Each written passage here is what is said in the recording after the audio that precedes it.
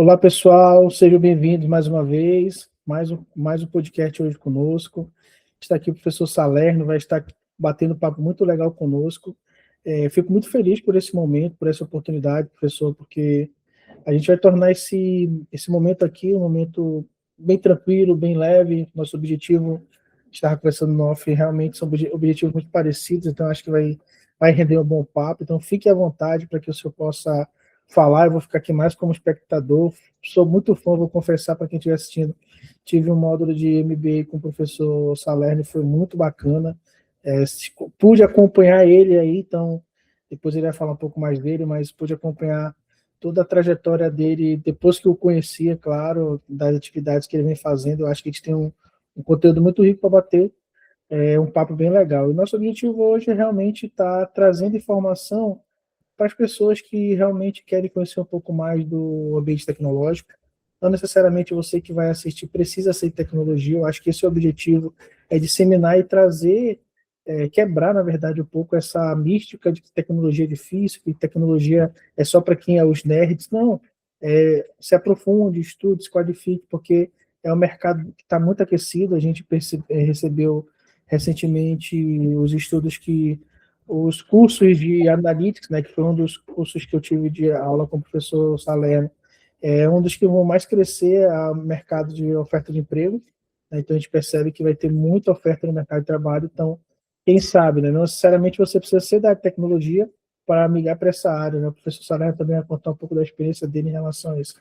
Então, gente, fiquem à vontade. Vou me representar, né, o Wesley Rabelo aqui com vocês. Estarei aqui nesse momento batendo esse papo com o professor Salerno. Professor, seja bem-vindo, fique à vontade e vamos conversar aqui, se apresente, fique à vontade. Bom, inicialmente agradeço demais ao Wesley pelo convite para participar aqui com vocês. Para mim é um grande prazer, né? É um chamado, né? Compartilhar com vocês um pouco da minha experiência, né? Já adianto para vocês que o Wesley foi um dos melhores alunos da minha turma. Então, é mais que obrigatório estar aqui com vocês, compartilhando um pouco do meu conhecimento, compartilhando um pouco da minha experiência. Não só experiência como docente, né? Porque esse é um dos meus braços de atividade profissional, a docência, que já somam aí mais de 12 anos, né? Eu comecei na Fundação Getúlio Vargas, sou cria da Fundação Getúlio Vargas, então meu mestrado eu fiz justamente na Fundação Getúlio Vargas em São Paulo, um mestrado puxado, um mestrado difícil, mas que me deu condições técnicas e habilidades até de comunicação para eu entregar hoje soluções do ponto de vista de dados, do ponto de vista de finanças, do lado da economia, né, que está muito plugado do lado de finanças, e também me deu condições de criar, né, produtos e serviços hoje muito bem estruturados dentro da minha empresa, né, que é o braço empresarial nosso, que é a Daily Fintech Solutions, que também já tem mais de 12 anos, uma empresa que nasceu focada em dados, e uma empresa que, muito embora as pessoas às vezes se confundem com uma software house, mas eu costumo dizer que a Data Fintech Solutions ela é uma empresa de inteligência de mercado, né? Porque nós usamos dados, usamos informações, né, para que esses dados, essas informações, criem um ambiente, né, de uma vantagem competitiva para os nossos clientes. Né? Então, esse foi um grande aprendizado que eu tive ao longo de todos esses anos, são mais de 30 anos aí de carreira profissional, e tenho um enorme prazer de compartilhar isso aqui com o Wesley. Show de bola, mestre. Obrigado mais uma vez. Bom, mestre, eu queria começar, né? O senhor falou aí da parte acadêmica, da parte profissional, mas eu lembro da aula que o senhor passou para a gente, que o senhor vinha de um background diferente, né? O senhor já trabalha com Data Analytics, que é o termo que está muito em voga, aí todo mundo falando, né? Ligando Data Analytics, aí a gente já sabe que isso já vai caindo ali para o lado de IA, daqui a pouco a gente fala de Machine Learning. Então, eu queria saber do senhor, na sua ótica, o que o senhor enxerga nessa transição? É o momento de repente, quem vai nos assistir, a gente está com o público, até para o senhor saber, eu estou com o público também nos Estados Unidos, querendo conhecer um pouco mais dessa trajetória.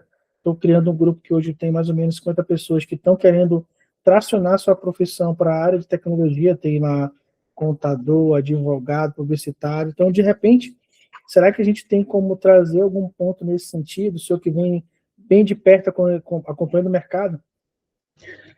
Então, é interessante sua pergunta, Wesley, porque se a gente olhar toda e qualquer atividade profissional hoje em dia, ela tem dados, ela tem informação para serem decididas, né? Então, eu já diria que de cara, a gente já quebra o primeiro paradigma de que dado não é da área de TI, né? Dado, ele deve ser utilizado pela área de negócio. E se deve ser utilizado pela área de negócio, as pessoas elas têm que entender como os dados são capturados. Os dados, muitas vezes, eles carregam comportamentos, carregam vieses, né? Então, tudo isso é importante que seja avaliado do ponto de vista de negócio. Veja que em nenhum momento eu estou tirando o crédito da área de tecnologia. A área de tecnologia ela é fundamental nesse processo. Inclusive, a área de tecnologia ela conseguiu um espaço muito estratégico nos últimos anos, né? Em todas as áreas, em todas as empresas, a área de tecnologia ela conseguiu um espaço muito importante, né? E, obviamente, tem assuntos relacionados ao armazenamento de dados, esses sim, que são características mais de engenharia de dados, esses sim devem ficar com a área de TI, a área de tecnologia. Ou seja, a gente está falando na constituição, na elaboração de um data lake, na constituição de um data warehouse, né? Se isso vai ser um modelo de armazenamento híbrido, vai ser uma parte na cloud, outra parte no armazenamento local, no servidor local, né? Usualmente falado com on-premise. Então, é importante que as pessoas entendam de que a área de TI ela é fundamental nesse processo para prover toda essa infraestrutura.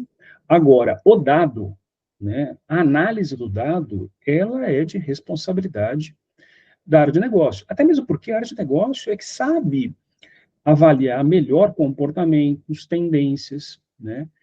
Então, por si só, a gente pode dizer o seguinte: todas as áreas, além da área de tecnologia, que hoje não estão centradas, não estão focadas em decisões estratégicas, olhando dado, está perdendo o jogo. Tá? E quando eu falo áreas, eu estou falando das áreas mais distintas possíveis e dos setores econômicos também mais distintos. A gente pode estar falando da área de saúde, a gente pode estar falando da área legal, jurídica, né? A gente pode estar falando de um e-commerce, a gente pode estar falando de qualquer setor econômico, né? E dentro das empresas, a gente pode estar falando uma área de marketing, a gente pode estar falando uma área de contabilidade, uma área de finanças. Todas elas hoje é mais que obrigatório que dados sejam analisados, trabalhados, né? E em prol de um atendimento a um objetivo estratégico pré-definido pela empresa, né? Acho que isso sim é fundamental. Então, todas as empresas elas devem, ou melhor, todos os funcionários devem estar atentos ao uso rotineiro de dados. É muito bacana porque da forma como o senhor fala, o senhor traz para um contexto que facilita a compreensão de todas as áreas, né? E eu navego muito dentro da área de tecnologia, como o senhor sabe, né? A gente tem bastante contatos dentro das empresas do estado do Amazonas e é notório, dentro do que eu já pude observar, que existe também uma resistência, até pelo lado da área de tecnologia, em querer se aprofundar um pouco mais na área de negócios. É uma coisa que eu bato muito na tecla, né? A gente usa muito o termo aqui que eu já venho usando há pelo menos uns 3 anos, que eu acho que o pessoal está até enjoado de ouvir, que é levar a régua, porque assim, acaba que o cara da TI, ele não gosta de ser chamado de menino da TI, mas ele também se comporta muitas vezes como menino da TI. Ele quer ficar ali, quer ser o responsável por resguardar os dados, e aí quando ele precisa realmente se aprofundar no negócio, ele fica ali receoso porque é mais uma atividade, é mais uma demanda. Normalmente o time técnico dele é reduzido, então ele não tem braço para assumir aquilo e fica nesse vai e vem. E aí que entra o profissional que realmente quer se destacar.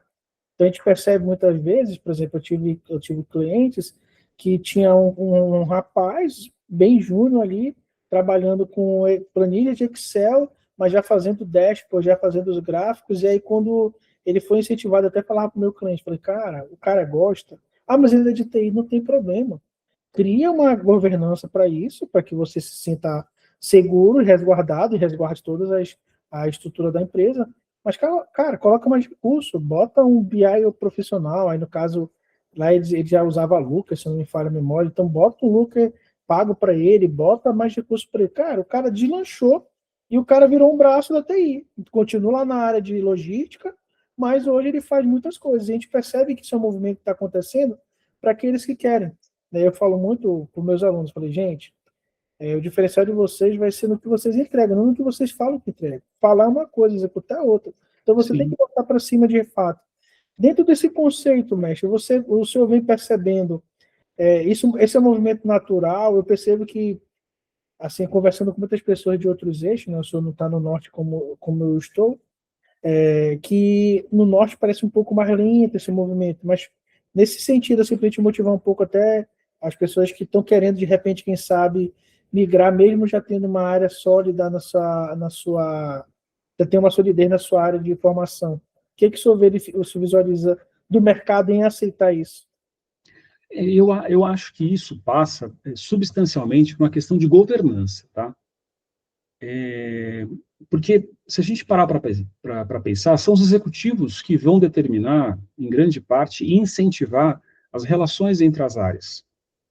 Por exemplo, se um executivo de uma determinada empresa identifica que uma área de TI ela tem na sua linha mestra de atuação, né, quase que no seu DNA, uma pegada mais para atendimento de chamado, resolver bug de sistema, resolver configuração de notebook, essas coisas, né, isso é uma área de TI completamente ultrapassada.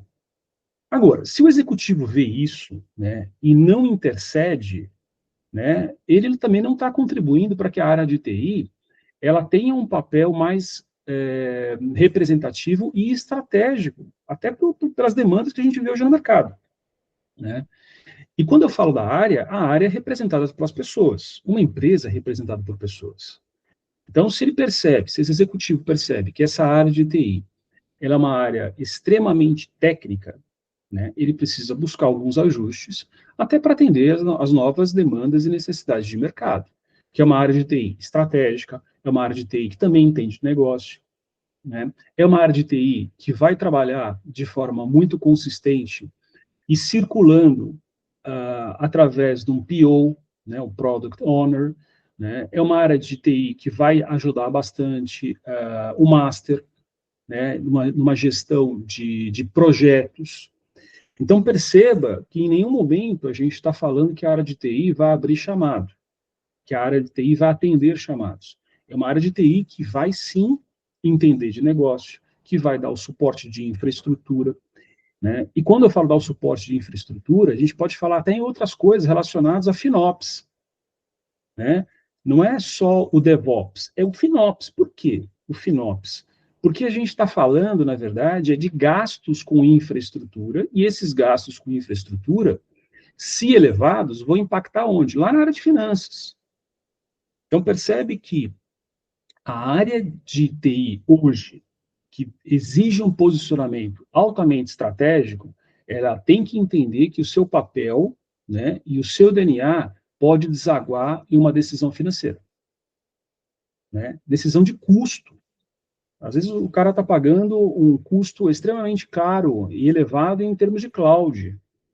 E a área de TI ela tem que dar esse apoio, né? Tem que dar esse conhecimento, esse apoio para uma decisão financeira. Sim. Isso eu estou falando do ponto de vista de custo, mas pode ser do ponto de vista de vendas, de aumento de receita também. Porque a área de TI ela pode ajudar a incrementar uma aplicação web que eventualmente a empresa esteja usando, uma aplicação mobile. Então, perceba que a área atual de TI, ela vai muito além do aspecto de infraestrutura, né? Tudo bem, a gente sabe que a infraestrutura é da área de TI? Sim, mas hoje a área de TI ela é estratégica, ela tem um papel extremamente importante. E depois a gente até pode falar também em desafios a respeito dos silos de dados, né?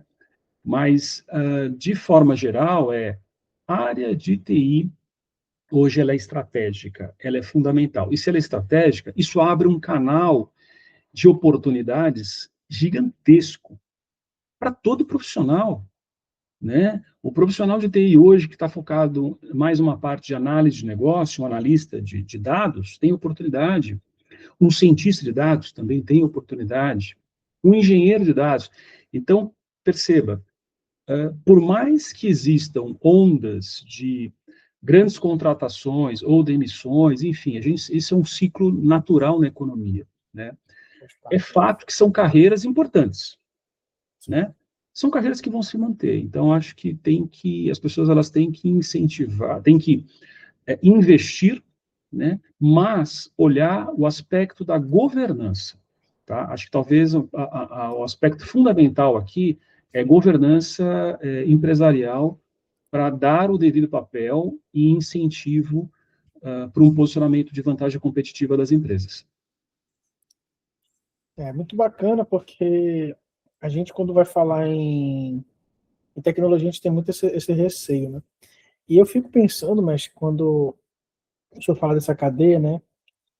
Se a gente for fazer uma análise, sei lá, acho que nem 10 anos atrás a gente não vê essa segmentação clara, como o senhor acabou de falar de DevOps, a gente pode falar de FinOps, a gente pode falar de SecOps, a gente pode falar de várias carreiras que estão aparecendo no mercado e Sim. que realmente o mercado ainda não consegue atender essa demanda, né? A gente percebe que os estudos mostram que até 2030 vai ter um gap muito grande, maior do que já tem, né, de profissionais.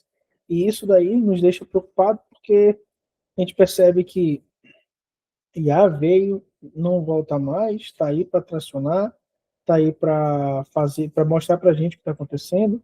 A gente já está vendo alguns booms em relação a isso, como aumento de preço de memória RAM, preocupações relacionadas a, a parte sustentável, né? Então, são pontos que realmente a gente consegue observar que a cada novo passo que se dá na evolução tecnológica, novas correntes se criam, novos profissionais são necessários, novas coisas vão acontecendo. A gente tem uma questão sazonal no Amazonas, que é uma questão de infraestrutura, né? A gente é dependente muito de duas grandes empresas de internet, então a gente fica muito amarrado. Recentemente teve uma grande repercussão, na verdade foi esse ano ainda, está repercutindo, um grande player, né, que é o grupo Click agora fez um backbone nacional ligando o Amazonas ao Sul, isso vai dar um ganho significativo na comunicação entre os estados, porque a gente dependia, como eu falei, apenas de dois grandes operadores, e isso daí, eles nos possibilitou realmente trazer novas esperanças. O senhor que está mais inserido dentro desse contexto, o senhor, até mesmo enquanto empresário, olhando o mercado brasileiro como um todo, né, o senhor acredita que a gente pode esperar com essas mudanças, com esses pequenos ajustes que estão se propondo a acontecer? Por exemplo, a gente viu nesse último leilão de internet 4G, 5G, que era obrigatório também fazer investimentos para a região norte, porque a região norte precisa desse aparato. Só para você ter uma ideia, talvez o senhor até saiba, mas tem municípios dentro do estado do Amazonas que não tem nem 3G, né? Então, assim, você vê a escassez que é, porque tem toda a questão limitante de só chega nesses locais com barco, então não tem uma estrutura que chegue neles. Então, tem várias questões que necessitam de políticas públicas e que eu vejo que o poder privado fica aguardando muito uma resposta pública para tomar uma decisão e fazer uma melhoria. Dentro desse contexto de dificuldades que eu estou falando, o senhor vê que se de repente existem coisas que já existem em outros locais que o senhor tem maior entrada, que possa de repente fazer sentido, e de repente trazer insights aqui, como por exemplo esses empresários, né, que fizeram esse data center dentro do norte, dentro do Amazonas, primeiro data center com certificação Tier 3, né, agora finalizaram recentemente a questão do backbone nacional. Então, o que mais o senhor, de repente, tem de familiaridade que possa estar compartilhando com a gente? É interessante esse ponto que você traz, Wesley, porque o que acontece? A gente depender única e exclusivamente da iniciativa pública, né, a gente pode nos frustrar, né, a gente pode ficar frustrado por conta disso. Então, eu acredito que iniciativas como essa que você citou, da iniciativa privada, elas são muito benéficas. E aí, a gente tem que pensar não só no investimento, no lucro imediato, né? Nós temos um país de dimensões continentais, né? A exemplo do Amazonas, que você citou aí, que tem algumas áreas que realmente sofrem um blackout grande, seja de tecnologia, às vezes de saneamento, coisas básicas, né? Que toda região deveria ter, né? Infelizmente, isso não é exclusividade do norte, né? No nordeste a gente também tem, eventualmente no sul, né? Mas, assim, eu particularmente acredito que, e não é clichê isso que eu vou falar, né? Na questão seguinte, em grandes desafios, justamente em grandes desafios, existem grandes oportunidades. Isso é verdade. Porque o que acontece? Eu vou até trazer um modelo econômico básico, tá? Eu estou muito envolvido com a parte de economia, então eu acompanho bastante a economia, seja local, seja brasileira, e às vezes até mundial, tá? É um assunto que eu gosto bastante, inclusive dou aula, e estou me preparando para o meu mestrado em economia também em breve. Mas o ponto é o seguinte, o modelo básico econômico é oferta e demanda, tá? Esse modelo, ele é capaz, sim, de movimentar uma região. O que eu quero dizer com isso? Se a região norte, tá? Estou pegando a região norte como exemplo, mas pode ser qualquer outra região, tá? Se a região norte precisa ou tem uma defasagem em determinada área, né? E se existir empresários ou uma associação civil local que queira desenvolver, que queira ajudar, né? Eu acho que aí pode surgir uma grande oportunidade. Por que eu digo isso? Porque justamente o seguinte, se vocês, ao longo do tempo, é claro que essa decisão não é da noite para o dia, de uma semana para outra, mas é uma decisão consciente, organizada, né, e com pessoas do bem como você, né, liderando esse projeto localmente, que, de fato, promovam um ambiente de desenvolvimento, que tragam pessoas, que somem as pessoas, essas pessoas, em algum momento, elas vão se tornar um grupo, esse grupo vai passar a oferecer, a ofertar um serviço, certo? Ofertando um serviço, aí a gente vai entrar justamente no modelo econômico que eu comentei com você, que é oferta e demanda. Se estão entrando agora no mercado competitivo mais em nível nacional, tá? E oferecerem um preço competitivo, né? Vocês podem, como região, começar a trazer, né, olhares de outras regiões do país, né? E em se tratando de tecnologia, a gente sabe que tecnologias não têm limite. O que eu quero dizer não tem limite? Não tem fronteira, né? A gente vê que a área de tecnologia é possível hoje a gente trabalhar para a América do Norte, para a Europa, para a Ásia. Acho que esse é um grande ganho para a área de tecnologia. Mas voltando ao exemplo que eu estou dando, se de fato vocês desenvolverem competências específicas, competências criadas ao longo do tempo, né, e de forma estratégica, tá? Pensado de forma estratégica localmente, com apoio do governo, se de fato o governo se disponibilizar isso, com apoio da iniciativa privada, né? Se vocês conseguirem criar este ambiente local, vocês podem chamar a atenção de outras regiões do país, né? E se o preço for adequado, né? Porque o preço não adianta, o ser humano ele é muito sensível a preço.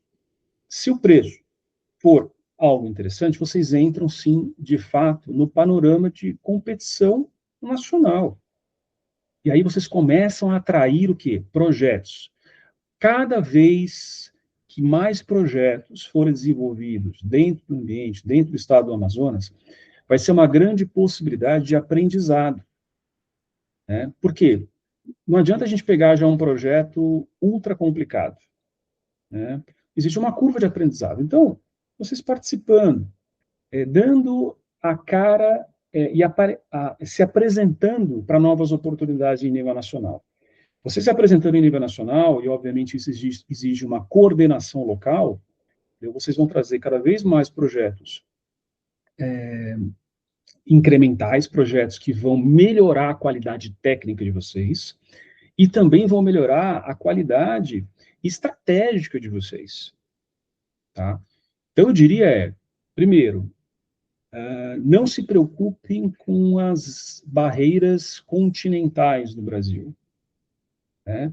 Se preocupem, sim, no desenvolvimento interno de capacidades técnicas e estratégicas para chamarem a atenção, colocarem o norte do Brasil dentro do contexto nacional de competição na área de TI, tá? Eventualmente participando de hackathons, participando de desafios junto às empresas, né?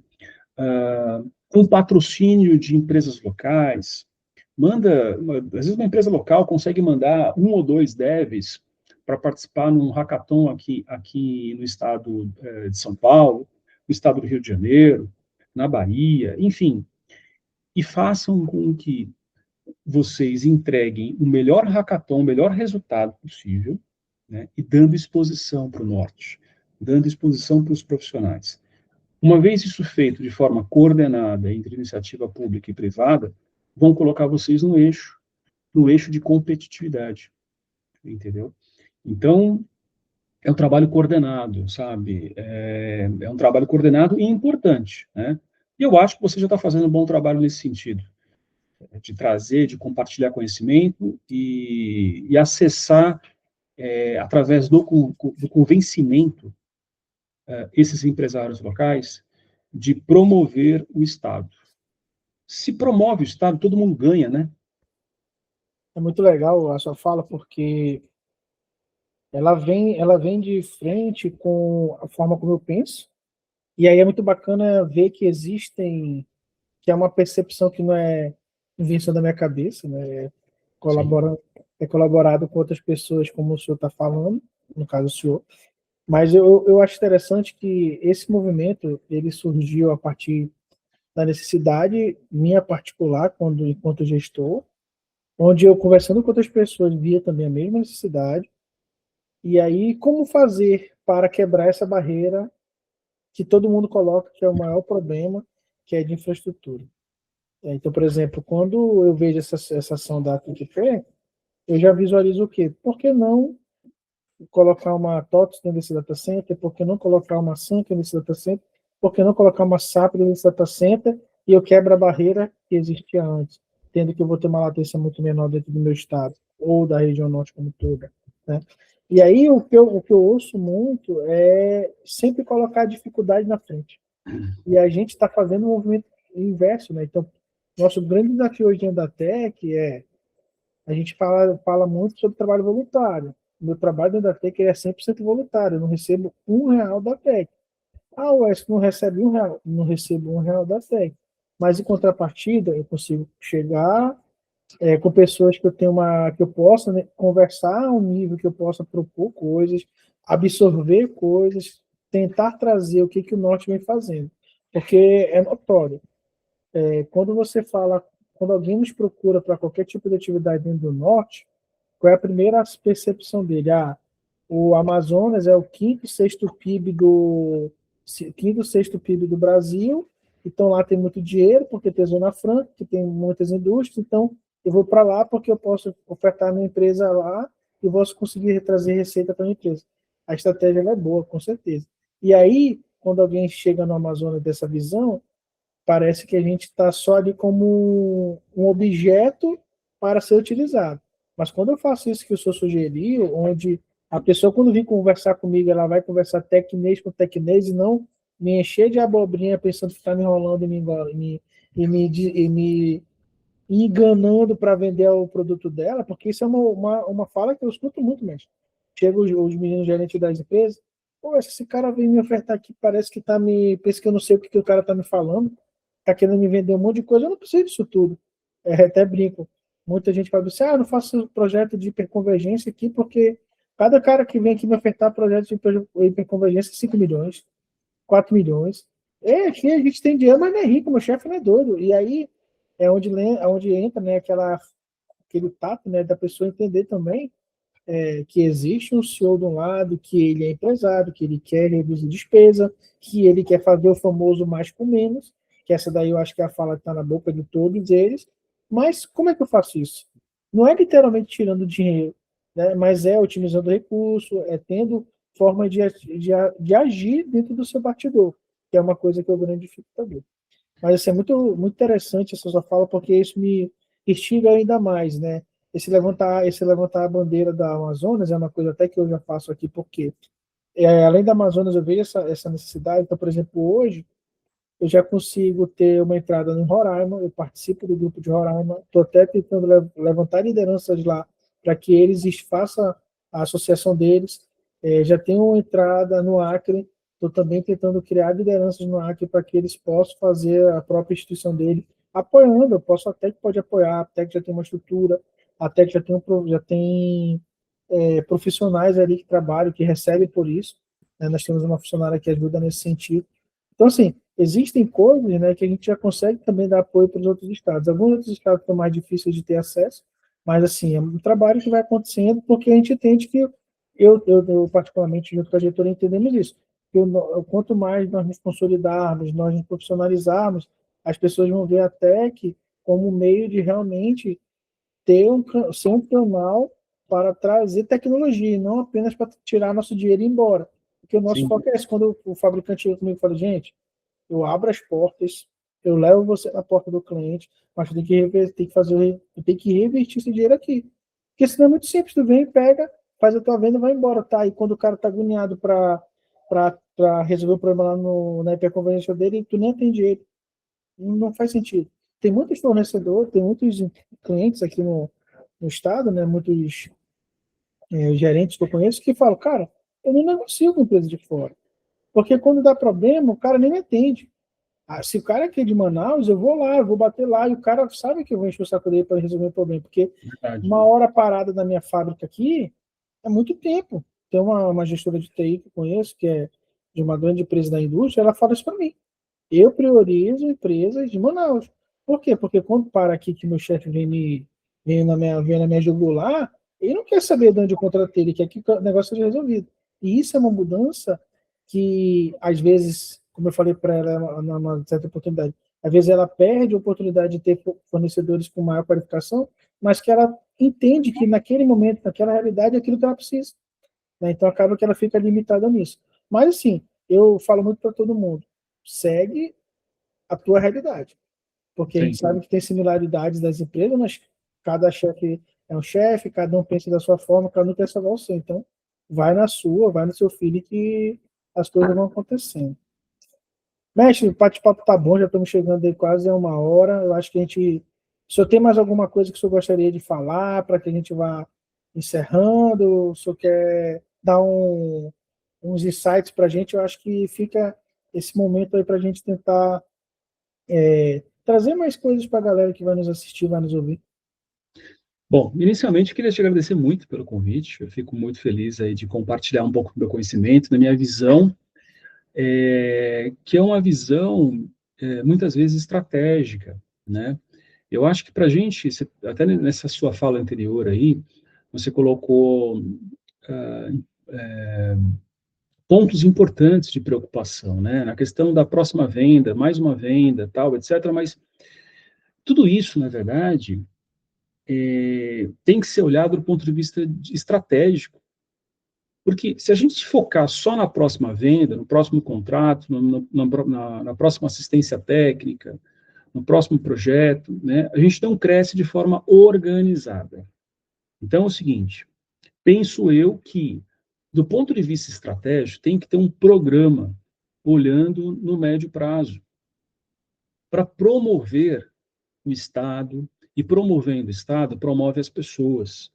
Né? A ideia é que vocês entrem dentro do circuito de TI, igualmente com outros grandes estados, como São Paulo, Rio de Janeiro, né? Potencial vocês têm para isso, né? Agora, isso tem que ser muito bem coordenado, do ponto de vista com a iniciativa pública e privada. Se, de fato, vocês formarem um time forte nesse sentido e desenvolver um ambiente interno, né, eu acho que tem grandes capacidades de vocês ofertarem serviços diferenciados, e eles serão contínuos e crescentes, né? Como eu disse uns instantes atrás, vai entrar num projeto pequeno, tudo bem, é pequeno, e qual o problema nisso? Mas é um projeto que vai promover vocês, que vai desenvolver, que vai melhorar a equipe vai estar melhor preparada, né? E a gente sabe, né, a área de TI, a área de tecnologia, também ela precisa muito de cases, né? Vocês precisam de cases, grandes cases de sucesso, para que vocês promovam isso. E aí vocês podem ir promovendo internamente, né, mas também nos estados ali vizinhos, para mostrar que, de fato, vocês têm uma governança, para, de fato, vocês mostrarem que vocês têm potencial, né?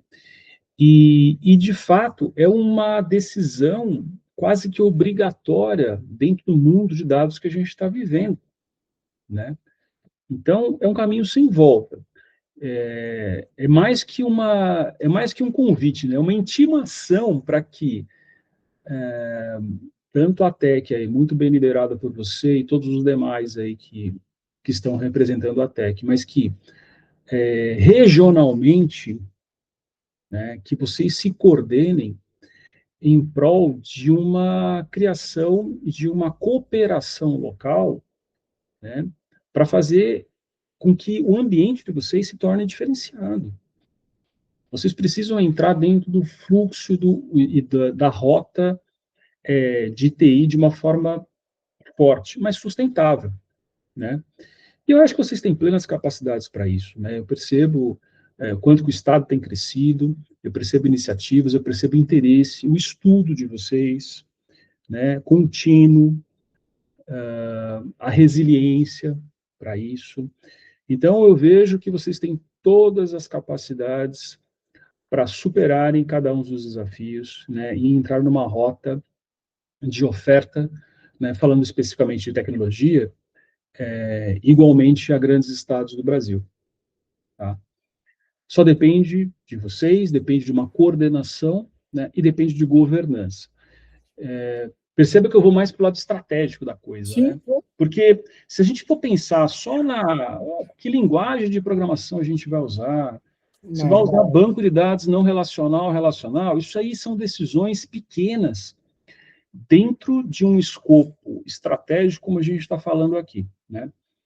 Mas eu tenho certeza que vocês aí, com todo o trabalho que vocês têm feito aí, vão liderar esse processo e quem sabe daqui uns meses, o ano que vem, a gente faça outro podcast e traga mais notícias positivas do avanço e da evolução do estado do Amazonas. Eu não tenho certeza, eu não tenho dúvida que isso vai acontecer, ainda mais porque eu tenho certeza que na próxima vez que eu entrar em contato com o senhor, eu vou lhe convidar para estar conhecendo um pouco mais, estar inserido nesse processo, porque precisamos de pessoas assim como o senhor. Eu acho que vale a pena também, para a gente encerrar, o senhor falar um pouco também da sua... fazer o senhor vender seu jabá, como a gente fala aqui no Norte. Eu acho que esse meio também é para isso, para as pessoas conhecerem, porque assim, do lado de uma boa força de vontade, de um querer, tem que ter pessoas que realmente também acreditam, né? E a sua fala hoje mostrou que é possível, que o senhor acredita nisso, que o senhor já viu acontecer isso. Então, a gente brinca muito, né? Quando tem uma história que é muito mais fácil de crer, né? Então, eu gostaria de lhe convidar para futuras rodadas, para futuros momentos, onde nós estivermos. Ele deixa o convite aqui que em agosto nós temos um evento anual que nós fazemos, que gostaria de ter o senhor lá presente conosco. Quem sabe até lá como palestrante, seria muito bacana a gente desenhar um formato onde o senhor possa participar conosco, mas também participar no dia a dia, durante todo o percurso da nossa associação. E antes de passar a palavra sobre o senhor falar um pouco mais, agradecer de coração pelo convite. A gente está aqui na hora do nosso almoço, mas eu acho que é importante a gente ter esse momento e passar toda essa riqueza de conteúdo para os nossos ouvintes. Maravilha, agradeço demais o convite, eu fico à disposição aí para, de alguma forma, ajudar vocês no desenvolvimento local Eu acho que, como vou falar agora na minha linha de professor, a linha de professor, na verdade, ela só existe se você compartilhar conhecimento. Um professor se forma, um professor se torna algo relevante, faz sentido se você compartilhar conhecimento. Do contrário, não faz sentido. A gente não vive acumulando as coisas, né? E acumular conhecimento também é bobagem. A gente tem que absorver o conhecimento e transferir. Então, falando um pouco da minha linha docente é essa, né? Então, eu estou atuando em escolas de negócios, como FGV, como IPOG, FAAP, já atuei no SENAC, enfim, tenho várias escolas de negócios, basicamente em cursos de pós-graduação que eu venho trabalhando, além de cursos em company, tá? Então, já trabalhei, já desenvolvi cursos especializados, customizados, para empresas, para bancos aqui no estado de São Paulo e também para outras regiões do Brasil, tá? São cursos meus muito focados na área de finanças, na área de economia, mas eu sempre trago tecnologia. Por quê? Tecnologia, para mim, é ferramenta. Eu não vejo tecnologia, eu sou um profissional de TI puro, digamos assim. Eu uso TI como ferramenta. Então, hoje, eu sou capaz hoje de desenvolver, eu mesmo, tá? Não só a minha equipe, mas eu sou capaz de desenvolver um aplicativo em React Native, eu sou capaz de desenvolver uma aplicação web com React, sou capaz de montar um data warehouse usando Mongo, que é não relacional, usando um Postgres, que é relacional. Enfim, eu optei em olhar todas essas ferramentas, né, JavaScript, TypeScript, enfim, todas as demais linguagens de programação ou frameworks como ferramentas. Imagine que eu tivesse uma caixa de ferramentas, tá? E eu uso essa caixa de ferramentas para resolver problemas de negócios empresariais. Esse é meu foco. Por esse motivo que hoje a Data Fintech Solutions, ela não é uma software house, é uma empresa de inteligência de mercado. Então eu vou usar todas essas ferramentas para tomar as melhores decisões do ponto de vista empresarial. Se eu vou usar Spring Boot, se eu vou usar TypeScript, se eu vou usar, não importa. Eu vou olhar a necessidade do ponto de vista de manutenção, de posicionamento estratégico e de importância para as empresas. Agora, eu preciso dar inteligência para os negócios, tá? Então, hoje, a Data Fintech Solutions está muito focada nisso, no desenvolvimento e na melhoria estrutural das empresas. Tá? A gente pensa não só no curto prazo, mas no médio e no longo, e a gente sempre, nesse processo, a gente acaba transferindo conhecimento. Tá? A gente não vende caixa preta. Né? A gente sabe que tem alguns algoritmos de AI que são caixa preta, que a gente não consegue explicar. Tá? E a gente aplica também alguns frameworks, algumas análises usando inteligência artificial, modelos preditivos, a gente faz tudo isso. Mas a gente evita ao máximo o processo de caixa preta. E quando for caixa preta, porque a gente sabe que tem algoritmo que não dá muita informação, a gente compartilha, a gente avisa, fala, ó, aqui é caixa preta. E é caixa preta porque é assim, tá? É estrutura. Mas a gente é bastante transparente. Eu acho que esse é o sucesso da Data Fintech Solutions, mais de 12 anos no mercado, compartilhando conhecimento com vocês. Mestre, muito obrigado. Obrigado por compartilhar todo esse conhecimento. Obrigado a você que está nos assistindo. Foi muito bacana esse bate-papo com o professor Salerno. Espero que você tenha gostado. Se você tem interesse em novos temas, fique à vontade de comentar no nosso chat, mandar mensagem para a gente. A gente vai colocar aqui também nas nossas redes sociais, tanto a minha como a do professor Salerno. Acompanhe, entre em contato com ele é uma pessoa muito aberta. Você que, de repente, não é apenas ouvinte, é um empresário que também quer saber um pouco mais da consultoria do professor, aproveita e também bate esse papo com ele. Professor, muito obrigado, tudo de bom para o senhor, Deus abençoe. Eu que agradeço. Valeu, Obrigado. gente. Tudo de bom. Sucesso para todos.